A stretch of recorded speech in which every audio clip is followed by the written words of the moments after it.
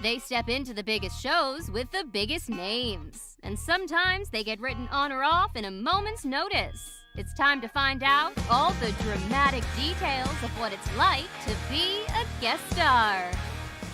With your host, Pete Ferriero. Let's go. Okay, this is really exciting. I am doing my first guest star, and we'll talk about that in a second. But I have my TV crush joining me here, Kathleen Robertson. You look absolutely beautiful today. Thank you. I appreciate that. Yeah. I feel strange doing this on Thanksgiving. You're very kind to do this on Thanksgiving. Anything for you, Kathleen. Thanksgiving, Christmas, I'm always a Claire. I don't know if you're aware of all that, but so I'm just super excited to have you here and to talk about this. But I should say, we talked about guest star stuff for a while on we've talked about that on the podcast, on another podcast that we did, and all this stuff. And you have some interesting thoughts about, just generally speaking, on the role of being a guest star, right? You've seen this. So tell me a little bit about that, and then we'll get into specifics about what you've done. I'm also really digging, but for the people that are just driving and not watching this, she has this beautiful red lipstick. She looks incredible. I'm just trying to describe the scene here. You're making me. You're embarrassing me. It's like a levels unknown of Kathleen beauty right now. So well, you're very sweet. Okay. So yeah, I think initially we had talked about the guest star experience, and it's kind of a fascinating one. I think it's really kind of it sort of feels similar to being invited to the cool kids party, but you're not really part of the club. You're just kind of allowed to go and sort of be a part of it. But it's very daunting. It's very intimidating, especially if it's a hit show. I mean, funny for me, like 90210 was initially a guest star kind of role. And it's an incredibly nerve-wracking experience to go into. And I always sort of, now that I have gone on to be a series regular on shows, like I've always been super sensitive to it and always made a point of making sure that I'm the series regular, or, the number one, the number two on the call sheet, that's like really welcoming to the guest stars, really inclusive, really sort of like helping to ease their nerves and really helping to sort of just cut through all that bullshit on day one and just be like, I know this is really hard, and let's just kind of be actors and focus on what we're doing here and not kind of get caught up in like the environment, and it's also like a really weird thing, because I had many experiences when I was a young actor, like starting out, where I would go on to shows and, you're going into a successful series where people are making a ton of money. They're super jaded. They're super burnt. They're just like, oh my God, what are we even filming today? Like, that's always the biggest thing, where it's like you go on and you've memorized all of your stuff because you're so excited to be there. Mm-hmm. And it's a huge opportunity for you as a guest star. But to David Caruso, to Patricia Arquette, to whoever, it's like, they're like, oh my God, I'm exhausted. I've been doing this for like 6 years, 16-hour days. And so like, I don't even know what scene we're shooting today. Not to say that those actors in particular were like that, but it is definitely a bit of that environment where, you're kind of showing up bright and shiny and fresh, and everyone else is kind of just like exhausted trying to kind of get the day.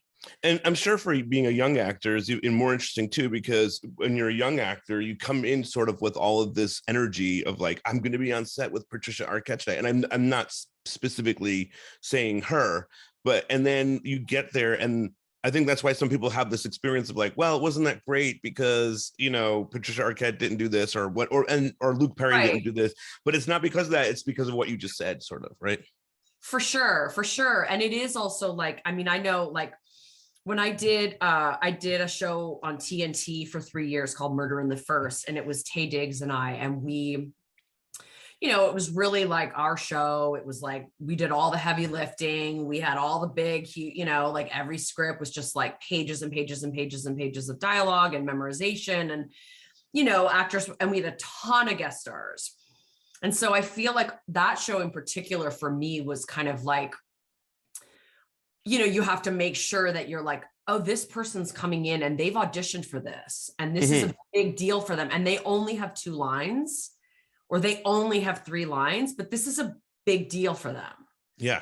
And so there's like, I always just felt because I had done that and I had started out in that world that I was just always, and I still am like, I'm super sensitive to it, you know, like I'm just very much like, you're doing great. And like, do you want to run lines? And, you know, people are so appreciative of like, oh, thank you so much. Because there are the nightmare stories where you don't get that and you show up and you're literally treated like a piece of furniture. And do you remember the 90210 storyline? Just real quick, I'm going somewhere with this, I promise. Do you remember the 90210 storyline? You were there when Jenny Garth has a stalker and she's this girl, the character's name was Tara.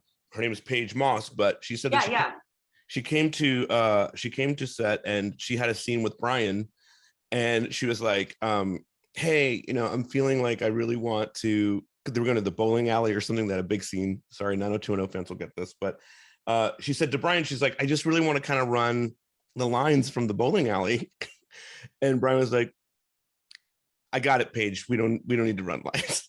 Right. Yeah. I mean, I don't know that story, but that does, I mean, yeah, for sure. Right. Yeah. Okay. Well, I always found that really funny because Paige Moss was just like so excited. She's going to try to have this little moment with, you know, Brian, you know, and then of course it doesn't, you know, he's just been doing this for so long and he's told me that many times. All right. I want to talk about early on, you did this show called Maniac Mansion in Canada, and that sort of like walks you in. And I know you've talked about that a whole bunch before, but what was that really like for you to be that age and working on a set? I mean, I just interviewed someone that was a kid actor and they have such a unique, that's a whole other podcast. I want you to jump on that one. But that's a whole other experience in itself. But what was that world like at that time?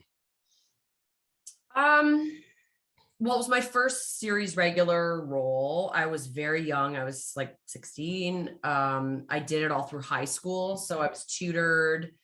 And it was definitely a really cool show to work on because it was all sketch stuff and it was all, I don't know if you know SCTV. I do. Yeah. So it was all the SCTV guys. So it was like Eugene Levy and, you know, Martin Short was on it. And, I love them. Yeah. John Flaherty. And, you know, it was all, you know, those amazing geniuses. And so, I played the daughter and I was essentially, every week was kind of it was sort of a family show, but then we would jump into these weird parodies. So they would kind of give me like a tape of like Juliette Lewis and Cape Fear and be like, okay, you're going to do this week, or you're going to do Silence of the Lambs. And so we worked with like, you know, prosthetics and wigs and altering the body. And it was an incredible training ground for me as an actor. I think we did like 60 or 70 episodes, which is a lot. And that was kind of like that was like the show I was on all through my teenage years, like 16, 17, 18. And then, so it was really interesting. And cool. You're in school at that time, right? You were in school when you were doing that? I was, but I was acting now. So I had a tutor. So I was kind of like in a school, but was mainly working. So I would kind of show up to school every once in a while and get, you know, severely bullied for being an actor and thinking that I'm cool and special when I'm not. I wouldn't have done that. I would have been totally opposite and want to talk to you about everything. And plus, because you're so beautiful, I would have to talk to you. Yeah, I definitely was bullied a lot for being an actor and being a Canadian actor as well. You know, I think that's the best. I think in LA, I mean, like it would be different because there'd be lots of kids who are in the entertainment industry. But where I'm from, you know, I was a very rare bird. Like it was like, what? You're on TV? Like, what the hell? That would have been so fascinating to me. I would have been all in. Yeah, I got bullied a lot. I don't like that. I don't like to hear that. Should I go and find these people? Well, there was one girl in particular. Okay, well, let me know and I'll track her down. Carrie Walsh. Okay, well, that's odd because then eventually there's the Walsh family, which is which is a constant reminder of this person. Only you would like tie it back to 90210. I mean, it's all one big tie-in to 90210, I imagine. All right, but then you did this TV movie with Corey Haim and Corey Feldman, right? My God. Blown Away, but those guys are so huge. They're teen heartthrobs at that time. It was crazy. Well, and it was crazy. They seem to be like the Kevin Bacon. Every young actor has some sort of experience with these two guys. What was that like? It was it was actually really, really insane. And I was recently just telling a girlfriend of mine about the experience. So it wasn't a TV movie. It was a movie. It was a feature. Blown Away. Yeah. Mm-hmm. Yep. And well, then you should talk to IMDb because IMDb lists it as a TV movie. I'm so sorry. Okay. And I've seen this and I loved it. I loved you in it. So oh my God, it's so funny. Yeah, it was crazy. I mean, it was crazy. We shot it in Toronto. I was doing Maniac Mansion at the time. So it was kind of my hiatus movie. So when we broke for hiatus, I went and did this movie. And I mean, Corey and Nicole Eggert, they were like massive at the time. Huge stars. And they were like, and I was kind of the like local hire Toronto actress that like, you know, was just kind of trying to act like, oh yeah, I'm not like freaking out. This is fine. And we would kind of go, I was telling my friend about like the other day my vivid memory is like the two Coreys and Nicole and I one day, they invited me to go shopping with them in Toronto, in Yorkville. And I was like, okay, you know, and I'm living like with my parents at this point, and like, you know, Hamilton, like driving like a Geo Prism shitty old car. And I was like, okay. And we went shopping in Yorkville and they spent so much money. I was just like trying to act chill and cool. And they were buying like Issey Miyake and Dries Van Noten and Dolce. And like, I mean, they were just dropping money buying like insane stuff. And it was just such a weird and they're like real moment for me. And people were losing their shit. Now, do you have any experiences with those guys hitting on you or any of that stuff? Well, Corey Feldman, who I like really liked and I really connected with him. And I just kind of thought he was really super sweet and I really liked him. He did say to me, and I'm like literally outing him, and he would be like, fuck, why would you say that? But he's fine. I do have a very vivid memory of sitting in the back of like his limo. And he said to me, you should move to LA with me. Like, I'm going to take you to LA and like, basically like you can move into my house with me. And I just remember being like, oh my God, no. Kathleen, you should move to LA with me. Yeah. He was, yeah. And he was in full like Michael Jackson garb. Oh, well, that was the whole thing. But listen, yeah. I just talked to someone else knows them too. And you've seen their trajectory and their story now. And he's come out and said some stuff. How do you feel about that when you hear some of that stuff that he's been talking about? You know, with Michael Jackson, and then about the, you know, how they were treated as young teenage actors, and he's been outing people himself about, you know, guys that hit on the Coreys and all this. I don't even know if you're aware of all this. Yeah, no, I'm aware of it. I mean, it's super hard to watch, and it's super disturbing and troubling for sure, especially as somebody who grew up loving Michael, you know. Mm-hmm. It's tough. I still listen to a Michael Jackson song. I think one thing we're struggling with as this generation anyways, separating the art from the artist, right? Yeah, for sure. I want to talk about now, obviously, the way, I mean, I saw you in Blown Away, but then obviously you come to 90210, and this is a game changer for you, right? I mean, Shannon was still there. Claire calls her Tormented. I don't know if you recall this. But and you come onto this huge set. I mean, look, it's the Peach Pit, it's the Walsh House, it's these kids are superstars, and you did have this experience a little bit with the Coreys, but this is a whole other level. What is it like walking into that set? Well, it was really insane, and it was really kind of I was of course aware of how massive it was, and I was of course fully knew kind of what I was stepping into, but I guess I just didn't really realize that, here we are however many years later, and people still are fascinated with it. People still want to know about it. It's one of those rare things that, as an actor, I mean, I've worked on a million different things, but it's still one of those projects that people still want to know about, and there's a lot of actors. It's funny, I've talked to a lot of friends of mine who are successful actors, and they always say, oh, it's so weird because like, I never had that thing like that. I've worked, I have a ton of credits, but there are those certain jobs, that just are those jobs. Like, I mean, it's like Tom Hanks joking about like people still asking him about bosom buddies. It's sure. Like, there's always going to be people who are like, I want to know about 90210. And it's just, and I think I've we've talked about this before on your other podcast, which is that like, I think for me, like I went through such a period of really wanting to sort of distance myself from it and be like, no, I'm more than that. I'm not that. And now, that I've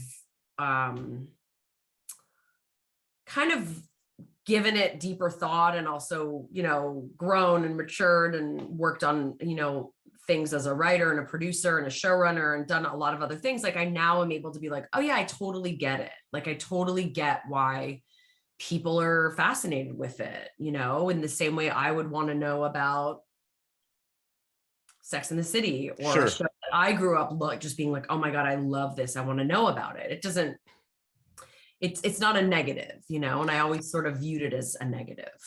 Speaking of a negative, I wanted to ask you about this. I had Jenny Garth on my other podcast, and at some point you go from guest star to series regular. Yeah. And obviously I don't feel this way, but she said she didn't get it. She didn't get the Claire thing. What did you feel about? Now, for me, I mean, obviously, the Claire thing was different than everything else that was being presented on that show. Yeah.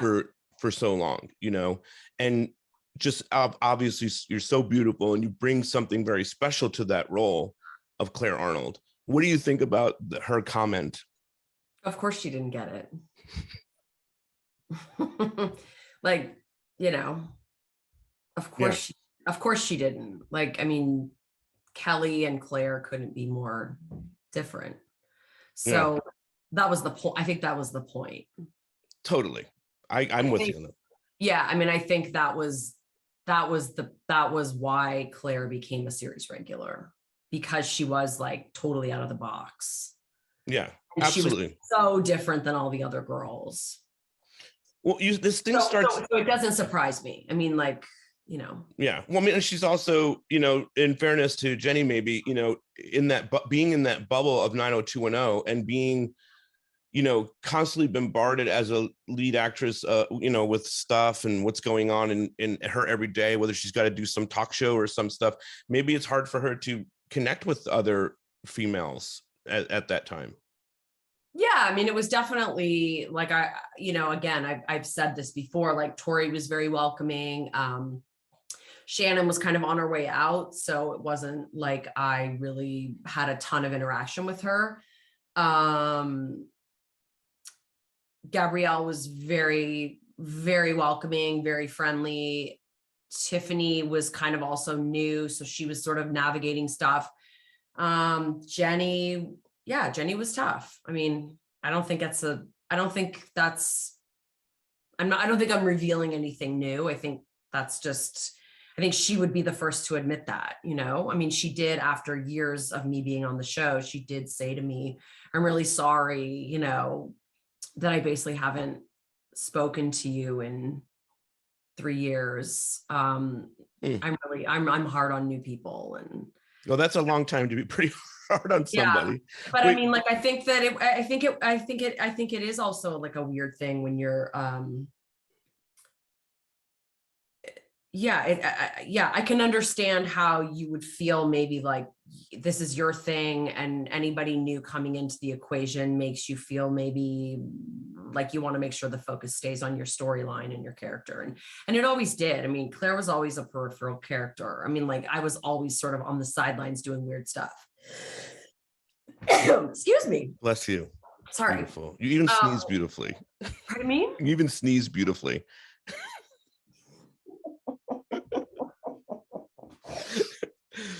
Okay. You're welcome. Back to 90210, you become a series regular. How do you, speaking from an acting perspective, what is your thought on how you develop Claire? I mean, were you even doing anything like that? I mean, you told me on the last thing that we did, you are Claire, which is one of the reasons why we've all fallen in love with you, is what I've said. But are you finding a different version of yourself? What is that process like for you at that time? I think she was very like her energy and the way she dressed and moved, and like it's very me. Again, which is, I think, partly why I sort of transitioned and became, a regular on the show, because I think they just were kind of like, oh, this is like a totally different energy, totally different than the other women on the show. So I think that a lot of it was me. I mean, I was always pushing the agenda with like the clothes and the hair and like, because again, like as an actor, I didn't get a ton to do. I wasn't Jenny and I wasn't Tori. And so it was always a bit like, I didn't have a lot to do. So, I would get a script and I'd be like, oh, I have like 4 scenes. Mm-hmm. Okay, well, I'm bored. Right. So I'm going to focus on like, what can I like, I'm going to get into like the wardrobe, and I'm going to get into like, like it was a way, I think, for me to sort of like, and now obviously, as I'm writing and producing, and so, like, I'm not a person that likes to just sit idle and just kind of be like, oh, great, I have days off, I'm going to go to the beach, or I'm going to go get a manicure and a pedicure. I'm not really that person. So I would always be like, oh my God, I'm only working 2 days this week. Okay, so what the hell am I going to do with my other days? And so I think like I sort of threw myself into kind of silly things that sure. Made me feel like I was adding value, like creating like a cool look for her and really pushing the envelope with like that kind of stuff, just because it was sort of, I couldn't really get in there and be like working on the scripts. I couldn't really have a ton of influence, but that was like one area where I felt like I could kind of at least feel like I was doing something, Absolutely. I mean, I want to ask you about, which is why like Claire went from being like, what she was at the beginning to by the end, like, just like, I mean, looked like from a Vivienne Westwood, like runway show, like with all the crazy shit. There's some episodes just like, fuck it, I'm just going to have fun, There are some episodes where Claire changes her look like 3 times in the episode. Yeah. And that was totally me. Like, I was just like, oh, I think I need to have like a fur vest here. And like, let's go get this helmet Lang. Like, I was always getting Molly, the costume designer. Like, I would always be like taking her to Maxfield's and like trying to get really avant-garde, like Jean Colonna and, weird stuff to just be like, just to like give me something to do. Cause I was just kind of, again, didn't have much to do. And, like I talked to Larry Mullen, and he said that they loved giving Claire things. They loved giving her lines that they couldn't write for other people, because as you started developing that, they said, I want to give, Claire can say this. And Chip Johansson, who was a writer as well, they just loved giving you lines. So it was like this perfect combination of you bringing this energy, them finding you being a really talented actor and performer. And then this is how it sort of becomes a thing. Now, I do have a question. If you do have an inner Claire, right, that still exists inside you, so you can speak to what she may or may not have done in her life. If there was like a guy that, well, it's okay, he's a podcaster now, but so back then he was like, he worked at the radio station at the college, and he asked you out. he asked Claire out to go, I don't know, to the After Dark or something like that. Do you think Claire would have?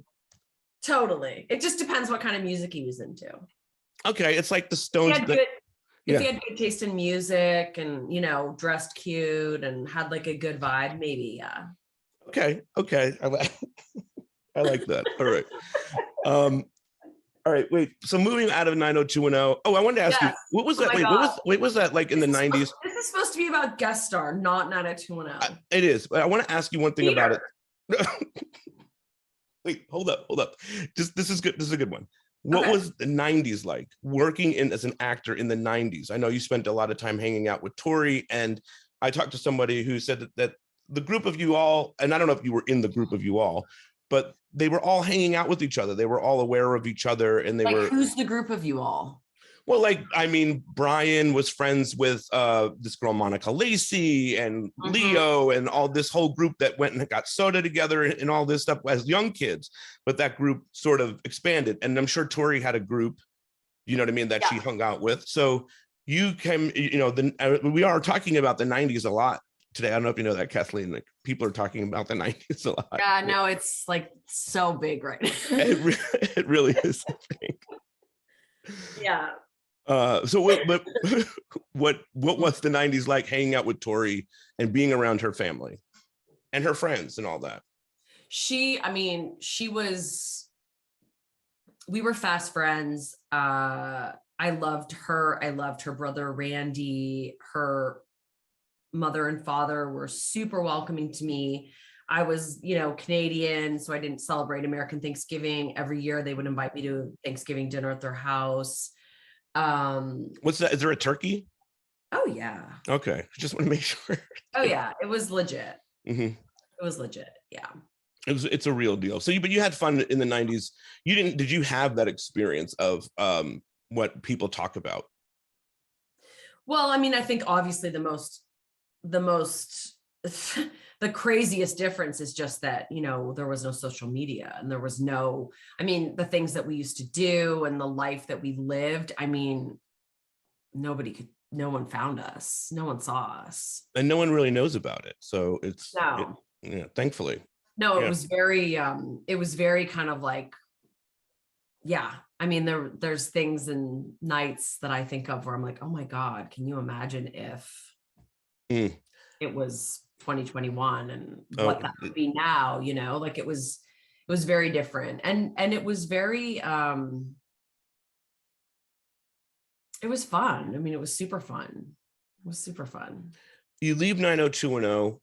I've hung out with Brian a bunch, and he's told me that after he did the show for 10 years, and he thought once he left 90210, these doors are going to be flying open for him, that he's going to be able to work anywhere on any show, on any movie. He just came off a 10-year, and of course he did not have that experience. Of course he's doing great now, and all of them are coming around now. But what was that like after you left? Did you have that similar experience or? Yeah, I think that was definitely why I left. I was terrified and very hypersensitive to it and very hyper aware of, I feel like I knew that it was going to be, oh my God, like, it was different. Like being on TV at that time was kind of like not cool. You didn't really want to be a TV actor. You wanted to be a film actor. It's so different now. Sure. And at the time, like, I remember being like, oh my God, I have to get off of the show, because if I don't, like, I'm never going to work again. I'm going to be screwed. And I remember I was with William Morris at the time. And I remember like my agents at William Morris were like, we need to get you off of this show because like, it's going to fuck you. Like, you're never going to be able to like do anything after this. And I would get, you know, every hiatus, I would get offered these like horrible TV movies, and it would be like, you know, the disease of the week, Lifetime movies and stuff. And, you know, I always consistently was just like, no, I can't do it, because that's going to just be what it's going to be. And when it kind of came to the point for me leaving, I had done, you know, I knew sort of my sensibility and where I wanted to go. And I did this movie called Nowhere, which was Gregoraki, and it was movie premiered at Sundance, and it was very, very much like the polar opposite of 90210. You know, it was like 90210 on acid or something like that. And at the time, like, it was definitely like a very calculated, strong choice for me. Like, I was basically like, I'm not this, I'm this. And I did that movie, and I left the show, and I just made a really, really, really strong choice to kind of be like, okay, I'm gonna go for this. I'm gonna see what happens. And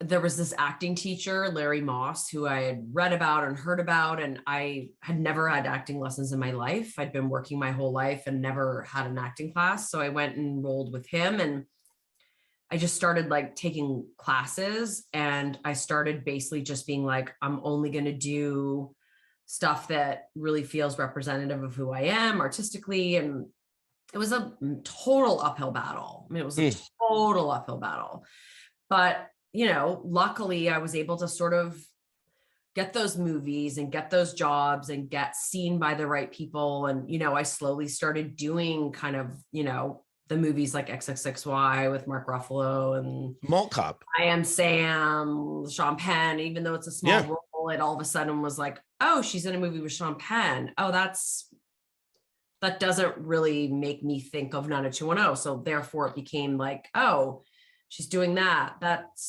It becomes, this is Kathleen Robertson and not Claire from 90210. And I don't know that anybody else, it's very difficult to do what you did. So it was very difficult, for sure. So you're Law and Order. You do a Law and Order. You say Law and Order weird. I'm saying it weird. Say it. Say it. Let me hear you say it. Your Law and Order. Why am I saying that weird? You're going Law and Order, like you have a dialect. Order. Is it your Jersey? It might be my Jersey thing. Your Law and Order. There you go. Your Law and Order. I gotta get more Canadian when I say things so you understand my language. Yeah. It sounds like your dialect's really coming out. Oh, that's just Law and Order. Thank you, Kathleen. Yes. In your Law and Order. Wait, did you just get a little bit bitchy with me? No, no, I was not bitchy. That was just okay. I was being silly. Okay. Okay. Your Law and Order is a very controversial Law and Order, and I don't know if people are aware of this. You did your episode is the Criminal Intent Law and Order, and I keep my natural self wants to keep saying Order. Okay. Yeah. Okay. But Vincent D'Onofrio. Yeah, well, I have a friend who has that last name too, and he gets very offended if I say D'Onofrio. Oh, D'Onofrio. Yeah, you really have to. You're now. D'Onofrio. Okay. He has a exhaustion meltdown on set while you're a guest star. Welcome to the world of being a guest star, Kathleen Robertson. And you come from 90210. You were a series regular. You talked about eventually when you're a series lead, wanting to be good with all the other guest stars and all that stuff. What was this Law and Order experience like for you? This had to be an insane period. Yeah, it was a nightmare. It was insane. So Alex Chappell, who directed me in a film that I did called Torso, is a big Dick Wolf guy. He is like... I love your look in Torso, by the way. I don't know if you know that. Oh, thank you. Mm-hmm. You like the red lips. I'm really into it. Alex Chappell directed Torso, and he's a big Dick Wolf guy, does all the Law & Orders, whatever. So he asked me to do this episode. He was like, oh, I'm doing Law & Order. He does a ton of Law & Orders. And he was like, I'm doing this Law & Order. It shoots in New York. It's like you and Adam Goldberg. It's a really fun role. Like, will you do it? And I was like, yeah, I'll totally do it. I love Alex. Would love to work with Alex. Always love working in New York. So went to New York to do this guest star role, which was, maybe 7 days of work, 8 days of work, something like that. And I was literally supposed to be in and out in a week, and it turned into about a month and a half. What? Because again, and I feel a little weird talking about it because it's obviously personal, sensitive stuff that went on. But it obviously was public knowledge. It's so public. again, Yeah. if you speak about it, I don't feel as uncomfortable talking about it. It's public. I mean, he was, he was exhausted. He was going through stress. I mean, this is what the article says. So, I mean, you have more insight. I mean, I think he gets into it with a producer. Doesn't he get into it with the producer? Yeah. I mean, it was really a bad time. It couldn't have been a worse time for me to come on the show.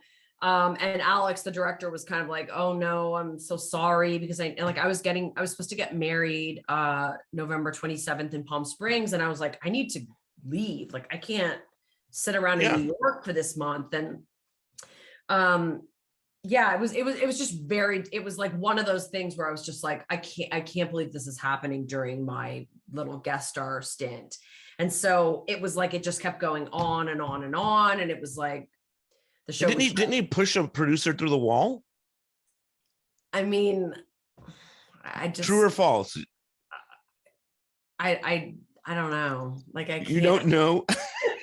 I'm pretty sure that I've read that happened somewhere. Well, it was pretty, it was a dark period for him, and it was awful. It was awful for sure. And and so it just kept getting, we need to hold you for another week. We need to hold you for another week. And I was like, what is going on? Like, and they wouldn't let me leave because any day he could come back to work and then we would be back working again. So every day was kind of like, is he coming back? Is he not coming back? Is he coming back? Is he not coming back? So it ended up being literally like just the guest star stint that wouldn't end. That is insane. What an intense situation. I mean, and was he fine with you? Like, when he did the scenes and all that? You did a lot of stuff with him. We did a bunch. He was intense. I mean, again, if I'm being really honest, like it wasn't it was a really challenging set to be on. It wasn't fun. He was very New York Italian? No, he was just clearly going through so much stuff that had nothing to do with the show. Yeah. And that happens. It happens. Like but I feel like you're people, and you're like, you have to know as a guest star that you're just there to do your thing and get out, because like, there's so much stuff going on. And when you're on a set and you're a series regular and there's just like so much drama and stuff that you as a guest star just don't know anything about. So I was just always kind of like, I'm just going to go to work. I'm going to do my job. And I'm going to go home. And I mean, well, you were on 90210, so there was a lot of that too behind the scenes. So it seems like you would have some experience of, learning the politics and drama of certain. For sure. Yeah. All right. You do a medium with Patricia Arquette. Do you remember doing that? I do, actually. I was like a huge fan of hers, and my sisters and my mom, Medium was their favorite show. Amazing. And so when I got offered the episode, I was a little bit like, again, like I haven't done a ton of guest star stuff. And I was a little bit like, oh, I don't know if I want to do it. Because again, knowing that it's usually not a fun experience, an easy, fun experience. Being a guest star is very stressful. So I was a bit like, oh, I don't know if I want to do this. And also the role kind of was a bit sexual, and I had to be kind of wearing like skimpy clothes. Like I know. This is one of my favorite. I was a bit like, I don't know if I want to do this. And my mom, of course, and my sisters were like, you have to do it. It's our favorite show. And so I kind of did it for my family, which, you know, which is valid. Sure. But she was awesome. Like, I remember my experience with her was super cool. She was just exactly what you would hope for and expect. And she was a total pro and smart and cool. And, you know, I asked her a million questions about all of her cool, amazing movies and roles and things that she had done. And she was awesome. So she was welcoming to the experience. I mean, you're in this like really skimpy bikini to start things off. Do you remember this? It's like this turquoise blue. Yes, yeah. I remember. Yeah, no, I was, not. So you had to like ride a bike at some point too, and then she has like you're on the videotape, you and this guy, and you plot to murder your husband in this in this episode. It's a pretty good thing. I really dug it. I thought it was a really good medium. I haven't seen much of that, but it was cool to check out. You do a CSI. What was that? That also, you're a bank robber in CSI. I don't know if you remember this. Am I right in saying in CSI I was had to dress up like a guy? Yes. It freaked me the fuck out. That's weird. Yeah, that's weird. I kind of vaguely remember that. Also just being like one of those things where I just was like, oh my God, it's just so hard to be a star. All right. So now you do Boss. Yeah. So a bunch of guest starring stuff, some indie films, and then you get Boss. Talk about skimpy and steamy. Yeah. Kitty becomes Clara becomes something replaced in my brain with Kitty for so many different reasons. Talk to me about getting that show. Yeah, that was a total game changer for me on every level. It was kind of the role that I'd been waiting for my entire career, you know, working with Gus Van Sant and, you know, having the opportunity to just do such incredible material and to play a role that was so complicated and layered and contradictory. And it was also a funny thing for me because I'd always spent my entire career saying I would never do nudity. And I had turned down so many big jobs because of it. I was supposed to do Wild Things with Neve Campbell. Did you know that? Did I ever tell you that? I do know that you told me that. Yeah, I told you that. Yeah, I was supposed to do Wild Things. And I also was I wish I knew you then. I would have said I was also do this. Do this. No, I know. And I was also the other kind of job for me, the nudity became like the thing I just was like, I won't do it, was Secretary, the one that Maggie Gyllenhaal did, which to my day, the biggest regret. I didn't know that. Yeah, you should have done that one. Yeah. I know. But I was really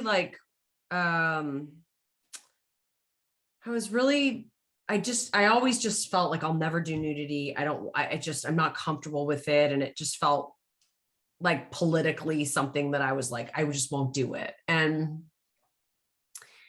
then and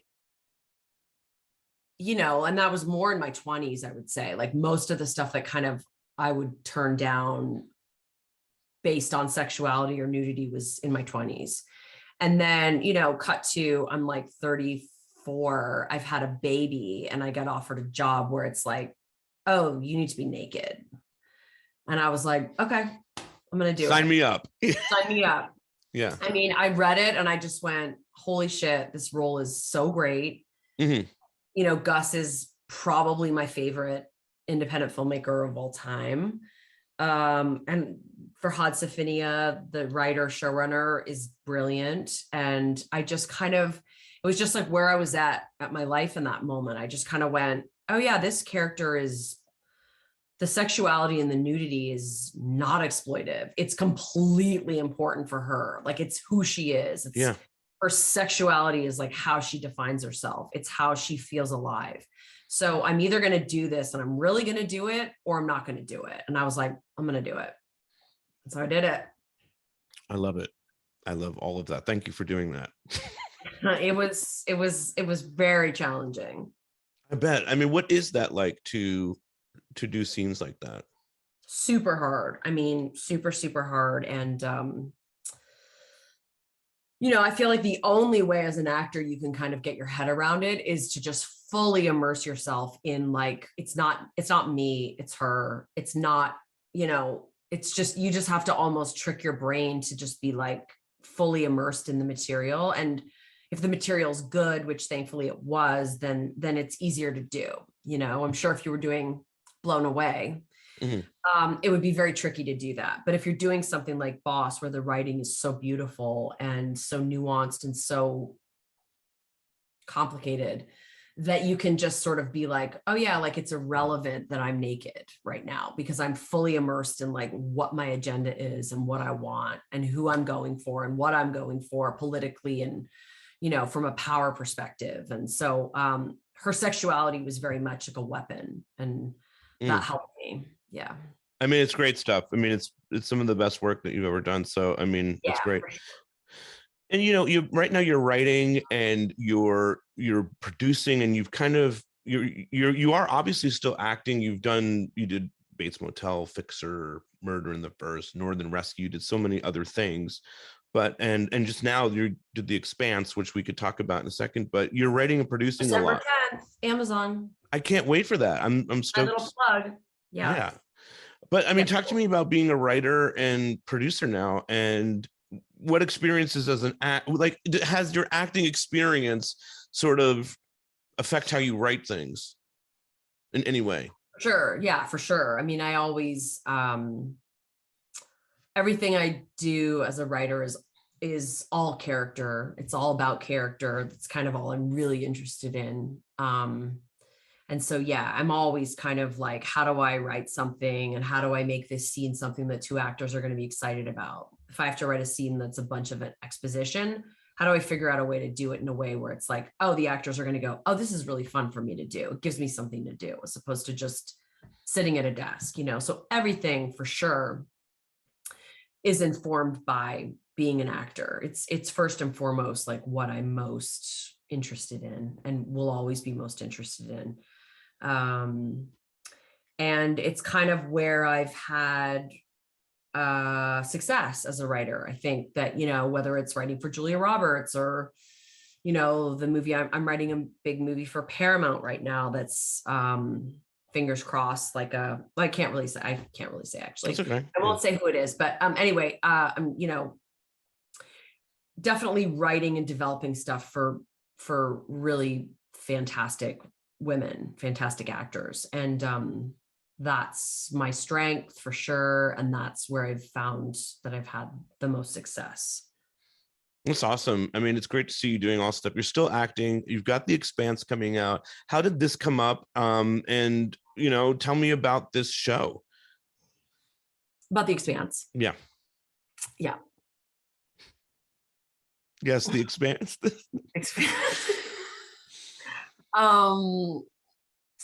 I just got offered it. It just kind of dropped in my lap. I just got a call and my agent was like, do you want to do The Expanse season 6? It's the final season. It's Amazon. I knew the show. I thought the show was super cool. But it's different. You haven't really done much sci-fi in your. No, I've never done sci-fi. Actually, I mean, Tin Man, the Zoe. It's sci-fi. I guess technically sci-fi. I mean, we went to Comic-Con for it, but it didn't really feel like sci-fi to me. Can't imagine you at Comic-Con. I would love to. It was a nightmare. I can't even. I would just love to have been a fly on the wall to see you at Comic-Con. I had to do for Tin Man at Comic-Con too. They made me read The Wizard of Oz to a bunch of like. Oh my God. Fanboys. Yeah. Well, I should have been there if only I had known. It was something. I mean, my God, it was something. I could just imagine. And weirdly, Bates Motel was at Comic-Con too. That makes sense. I get that. Yeah. Anyway, so those are my only kind of sci-fi-ish things. But yeah, no, it just kind of came my way. And I have been so focused on writing and show running. I just finished show running my first thing, which will premiere early 2022 on Roku, which is called Swimming with Sharks. I can't wait for this. You've been working on this nonstop. I mean, like, I know this. I'm talking to you. Yeah.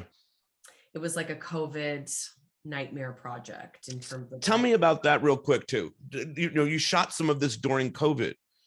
You shot like a good. Yeah, we got shut down. So we got shut down on that Thursday, the 13th, that everybody got shut down. Was it March? Yeah. Yep. And we were midstream. So it was like my first show as a showrunner, and COVID hit, and then we shut down. And, I remember we made an announcement to the crew. We're going to shut down for 2 weeks, and we're going to be back, and we're going to finish. And then it was literally like a year later that we went back, and thank God we were able to go back and finish it. But it was for Quibi. Totally something different at the time, which is no longer a thing. Yeah, it was for Quibi. And then when we literally, I was sitting at the monitor with my producer on like the last scene, and my phone went off, and I looked at it, and it was like the deadline announcement that Quibi had gone bankrupt. Were you like, what am I doing? No, I just literally was like, how does that affect what I'm doing right now? I need to go right now to Marino's and have lunch, and I need a glass of wine. Yes. Because what is happening? Like, it was insanity. I can just imagine. Yeah. So then, luckily, knock on wood, like Lionsgate, who's the studio, were fabulous. And I begged and pleaded and was like, please let me do this as a 30-minute, like these 10-minute Quibi episodes are going to be of no value anywhere. And it's just going to be, just going to end up in a dumpster somewhere. Please let me, like, this show is, I believe in it so much. And so we went back and we sold it to Roku, and we edited as 6 30-minute episodes, and it's going to premiere probably like first quarter of 2022. We're still waiting on the actual date, but that's awesome. I will definitely let you know so you can spread the word. I will. Yeah. It's really cool. It's like Kiernan Shipka and Diane Kruger and Donald Sutherland, and it's a thriller. It's sort of like Talented Mr. Ripley with 2 women. It's really, I can't wait. I can't wait to see it. I know it's going to be incredible. We're at the end of our rope here, but I wanted to say, here's what I learned. It's possible Claire would have gone out with me, or a guy that worked at a radio station. That's one of the things that I took away here today. that was your takeaway? I mean, I learned a lot about being a guest star, and I learned about your stuff, but that was the one big takeaway for me, is that there is a possibility in an alternate universe somewhere that this character goes out with all